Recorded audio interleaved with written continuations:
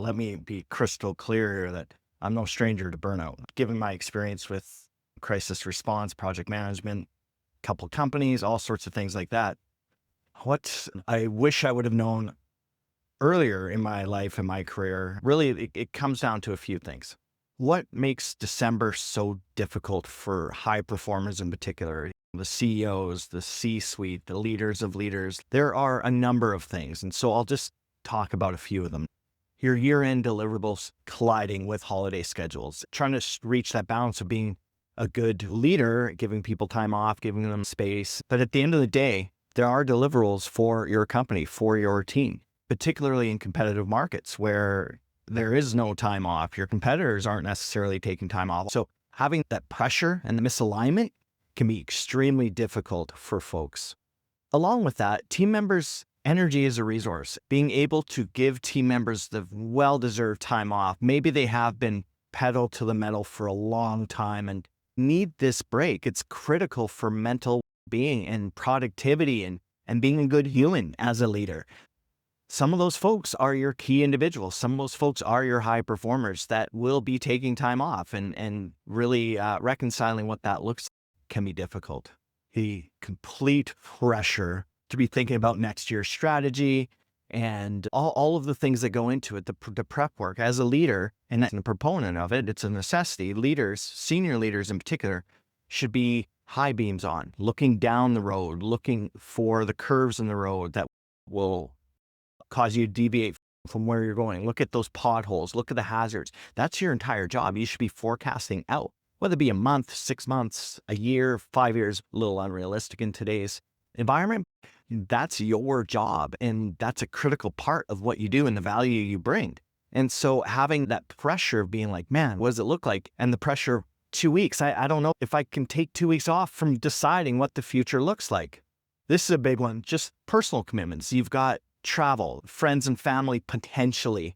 You've got all sorts of constraints on your time, and there's the pressure on the home front, and rightfully so. Your family needs you, your kids need you, your kids want you, all of those other experiences that you are trying to enable with your friends and family. It just really starts to mount. I totally understand that. That can be a big pressure. This is a big one.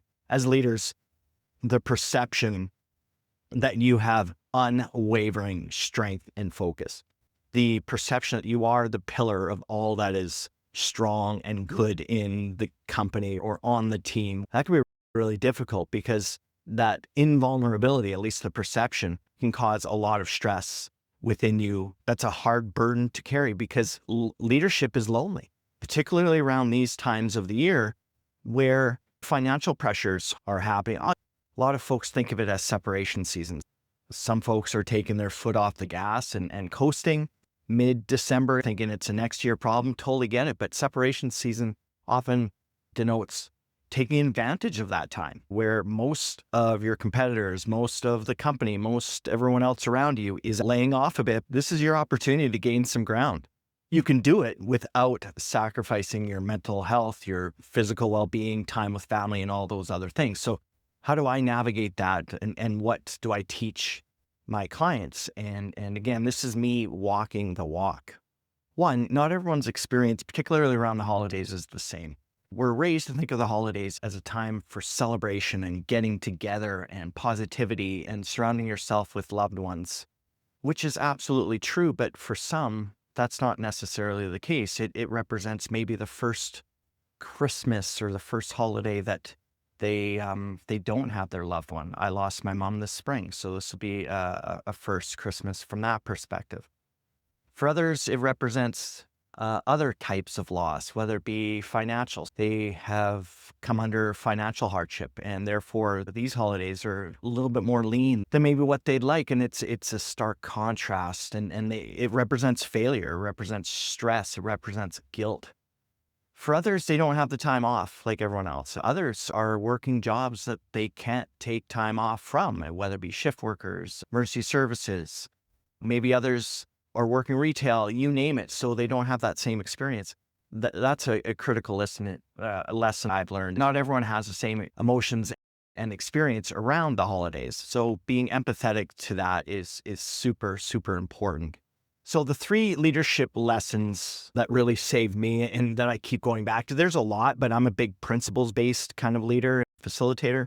One is energy is everything. Energy is everything. And that, I think, is one of our most precious resources. Yes, time for sure, but I can actually use time differently if I have a lot of energy versus low energy.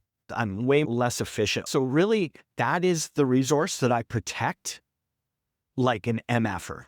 That is non-negotiable. I look at things from the energy expenditure perspective or gaining of energy, thinking in those terms. Super, super important, has helped me time and time again. From a leadership perspective, your team absorbs your energy, your attitude, all of those things. It's a contagion.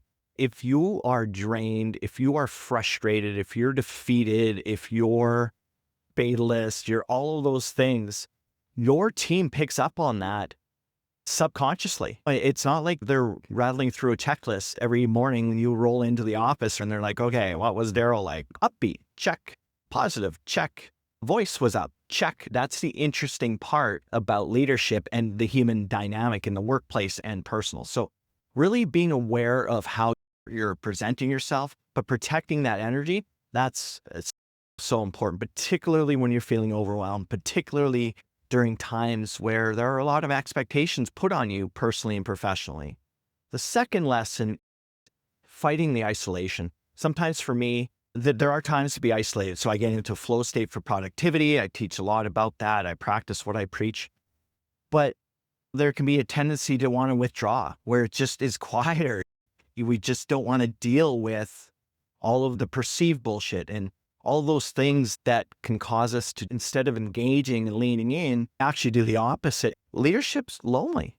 You don't have peers you can always reach out to. Good luck talking about your problems with your team. Not everyone's going to listen. They care, but they may not relate. Fight that desire to isolate. Manage your energy, protect it. Fight the desire to withdraw.